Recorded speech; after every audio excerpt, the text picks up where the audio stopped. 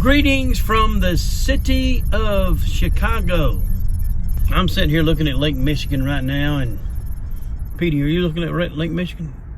See, Petey's looking too. Anyway, I told y'all I'd give y'all updates, so I'm gonna take a little time to give you some updates and cover up some things, and I had to take a couple little notes here so I don't forget some things. Okay, so I want to talk to y'all about how this all got started. That if you're not friends of mine on Facebook, I'm going to explain to you how all this got started. So, 2 Sundays ago at 10 o'clock in the morning, Arkansas time, mid-time, whatever it is, I was carrying on a conversation with my wife and a friend of ours, and I just said, I got to stop and I got to post this right now. It's like it just hit me all at one time. So I stopped and I posted,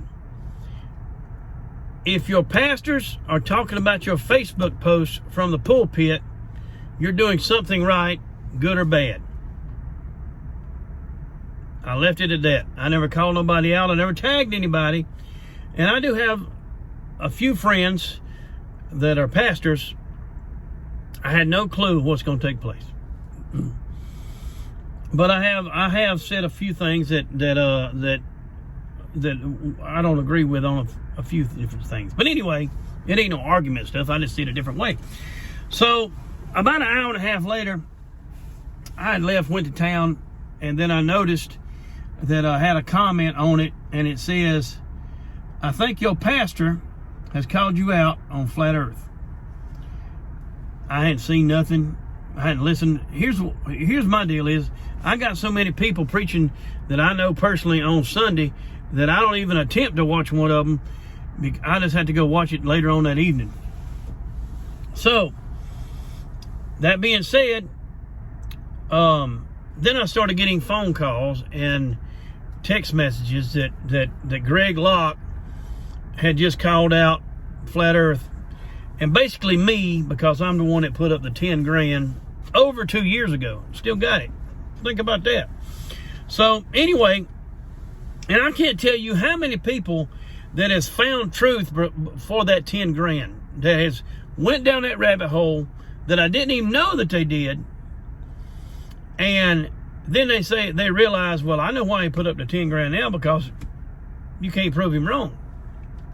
So, Greg Locke thinks he can now. But let's get back to the subject. So, you got to remember now, the Lord told me to do it. I done it. I never tagged anybody in it. I never tagged one person in it. And then, Greg has his temper tantrum on stage. God bless him. I deal with them demons too. But, anyway, I replied back to the comment, and I said, I guess he didn't get the memo. I never tagged anybody. I never said anything to anybody. Anything. So, that being said, Greg Locke comes on my page, and says for me to get my money ready. Get my money ready. Now, after that, he said it jokingly, and I'm pretty sure he did. He thought it was just me. You know, it's the subject. Just get off of it. Stupid. It's stupid. He just went back and got a ball bat and hit the hornet's nest with it. Then Dean comes on my page, Pastor Dean Odle, DeanOdle.org if you want to research. He comes on my page, and then he says, Dean starts defending himself, and then I think there was 2 or 3 back and forth about division in the church and blah, blah, blah, this. And so I think it was probably dark by then. Greg texted me and said, I took down my post. I took down my comments. Dean wouldn't leave it alone, and I don't have time for all this division. Well, during the course of the day and the next couple of days, Dean had challenged Greg to a private debate, a private, you know. And Greg didn't do it. I didn't know I didn't see all Dean's text messages. I just seen what I sent him. And I said, you got to remember who you're talking to, because, you know, I'm known for telling the truth. So if I'm mistaken, please let me know. But anyway, so me and Dean are sitting here waiting to see what's going to happen on Wednesday. So then Greg does the rant. Not a rant. He said he opened up a barrel of, he had no clue to what he had opened up. And I think now he can see that this ain't just a little subject. This ain't 600 people across America that have seen it this way. So that being said, he challenged us on stage. He actually challenged Dean, bring me along, please tell Tim Greer, blah, blah, blah. So I want to tell you, there's a few friends of mine, real good, close friends of mine, that I'm going to tell you this story. I'm not going to tell you the story. I'm going to tell you about the amount of money. The amount of money that he put up there, if you recall, he said 20,000, 30,000. Well, there's some things that has happened in my life over the course of the last, I think, 2 years now, that amount of money, that exact amount of money, has changed things in my thinking of life. All right. I'll reveal that on stage when I get there in a month. But there was a key to that. And the people, my personal friends that know about that amount of money, they all jumped for joy and started cheering. I mean, the phone just rung off the hook. I can't believe it was $30,000. So I'm going to save that one for the platform. And if anybody knows me, you know, I've had a reputation of telling the truth and hurting people's feelings and things like that. And I've had people that gives me these titles, and then when it comes to something controversial, they all run and hide and don't return your phone calls, and, you know. And I want to remind y'all something of this, that when you give me that title and you're a man of God and you say that's bona fide, he's going to tell the truth, and, you know, he's going to tell it the way it is, and he's the apostle of truth, and then you don't like what I said, or you don't like the path that God put me on to do this. I want to explain something to you. There's a reason that he put me on this path to do it and not you.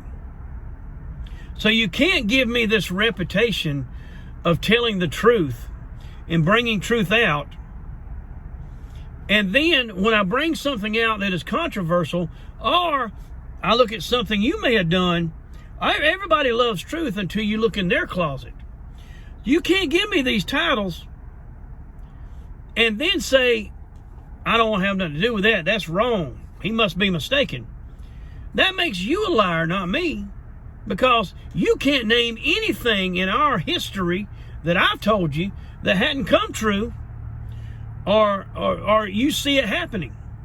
Period. And I was prophesied over 10 years ago, having a gift of prophecy. Now, I have learned, the more obedient that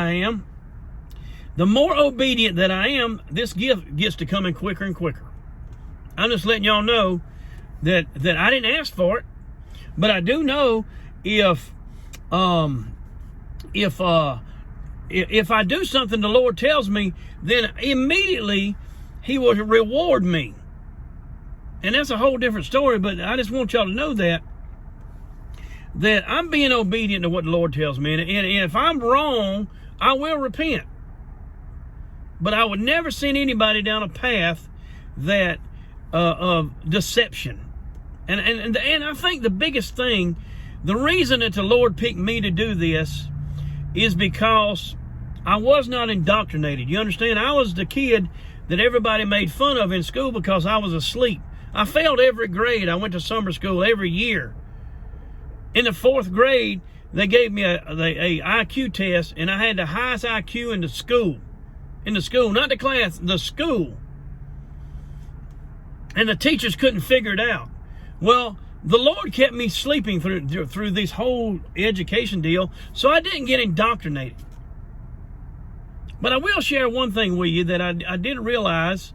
When I was 15 years old, a neighbor hired me to put in satellite dishes with him. If you remember, 40 years ago, almost 40 years ago, when satellite TV first come out, the satellite was almost as big as this Jeep that I'm sitting in. And it had an arm on it, and you could aim, you would change from one satellite to the other. If you remember that, if you're old enough to remember that, the ones you got now, they'll line themselves up. But back then, Bonafide had to line the satellite up. And they told me then in school that we were spinning at 1,000 miles an hour, or whatever they make up. And I said, common sense, I'm 15 years old now, common sense would tell you that there's no way I couldn't shoot the side of a barn. But I can aim this, y'all tell me, due south, and I can aim it and hit it, something I can't even see. And I said, this can't be right. But just like everybody else that starts getting these thoughts in their head, and they've been indoctrinated with this stuff, they have to go into a closet. They have to go into a closet and say, I can't really talk about this. I can't really talk about this because you would look like an idiot. And at that time, I probably wouldn't looked at like an idiot. But you got to understand now, if the world is spinning, at 1,000 miles an hour or whatever I don't care if it's 2 miles an hour, period. If it's spinning and a satellite is out here, how fast is that satellite moving around? What fuels that satellite? What fuels it? It's that simple, folks. There's no way possible that I could have aimed that big old satellite dish at a satellite that I could not see and hit it. I was told the directions, due south. We got a compass. That's another question. What makes a compass work? Have you ever asked that to yourself? Let's just talk about simple stuff. What makes a compass work? Why does it point north? It don't matter where you at. There's a question there. Y'all go chew on that a while. But anyway, that is how, as far as I'm concerned, as far as I know that I am the oldest flat earther known, because I never believed that we was on a globe that just happens to cover the North Pole and the South Pole with a screw that you're not allowed to look at. The globe, that is. You know, the spinning one in the classroom that the Rothschilds put in there for you. So this is where this all got started at. Now, what happened is Dean challenged Greg to a private debate, and then Greg got on stage and said, we're going to have a debate. So now it is December the 2nd, Mount Juliet, Tennessee. We will be staying at the Hilton Garden Inn in Mount Juliet, Tennessee. I suggest that you get your rooms now, because when Greg promotes this event, they're going to hear about it and they're going to jack the rates up. So if you want to get a room now, before it goes viral, you better get one now. That's just the rooms that's just the place we're staying. There's plenty of other motel, hotel, Holiday Inns around. So I'm going to cover a couple things and I'm going to get off here. Another thing that I done is I prayed back when we was having the Myrtle Beach event that Dean's message would be from Greg Locke's platform. That's another prayer that I done. I shared it with a couple people and they can verify this. Now, I prayed about it and here it is. Now, if you do recall, the Lord answers a righteous prayer, So let me make sure I covered everything. This is a free event. You do not have to pay a dime. Greg does not charge anything for these events, period. Deliverance events, and I feel the same way he does. Now, if you want to come donate, I suggest you do. If you want to tithe to the church, whatever the case may be, because this is not going to be, obviously, he's got to pay for it, but I suggest, if y'all want to donate now, if y'all want to show your support, go to Global Vision, it's .give or something like that. Y'all can go find it. Go to the website, Global Vision Bible Church, and donate to him. Show him your appreciation for giving us flat earth freaks our time at court. I mean, really, the man is doing something that nobody else has done. And there's a reason that these Christians have not come out of the closet, let's call it, because every flat earth group, let's call it, that's out there and out there in the cyber world are a bunch of partiers, drunks. They are. I'm just giving you. There's no, as far as I've seen. Now I may find one, but as far as I've seen, there's no Christian biblical flat Earth group out there, and that is the reason that Dean got shunned from that group, is because when he got up there and spoke, he spoke about the Bible, and that the flat Earth is not going to save you. You may know there's a flat Earth, but it's not going to save you. So, I'm so glad that Greg Locke's doing this, because now we'll have our own little Christian Bible group, Bible-believing, flat-earthing group. So, I think I've covered everything, folks. There's a lot of people sending me videos, okay? This is how we're going to handle this. Dean is in charge of who he brings there. My part of it is the indoctrination. So if you have seen indoctrination, starting with, maybe even before the Rothschild books, if you have seen indoctrination that we've been looked at, I would like to hear from you. You can email me at bonafidetruth777@gmail.com. bonafidetruth777@gmail.com. I'll put it on the screen and I'll put it below. The next thing, if you send me a video and it's 3 hours long, more than likely I ain't gonna look at it. If you send me a video that you feel like it's something that I hadn't seen, and I promise you, I've been doing this research for years, more than likely I've seen it, but please send it to me and tell me where you want me to watch it at. If you want me to start at 20 minutes to 25 minutes, I need that. When you send it to me, I need to know, because I can't watch 3 hours of stuff that I've already seen. The next thing is testimonies. I'm going to try to do one of these a day. It may be me in this Jeep. It may be me driving. It may be me in the Ozarks. I don't know. But I'm going to try to spend time helping promote this event. And I want to do testimonies. And matter of fact, if one of my friends is still a Globetrotter and they want me to explain things to them, I'll bring them on here. I'm not going to argue with you. I just want you to think, like, where does the sky stop and space starts? If the sun is shining here and we're on Earth and it's lit, why is space dark? There's a bunch of things, that we've been told. But anyway, I think that's it. I think I covered it all. Did I cover it all? Oh yeah. Pastors. I've had plenty of y'all start emailing me about other pastors that are biblical cosmologists. I would like to hear from them.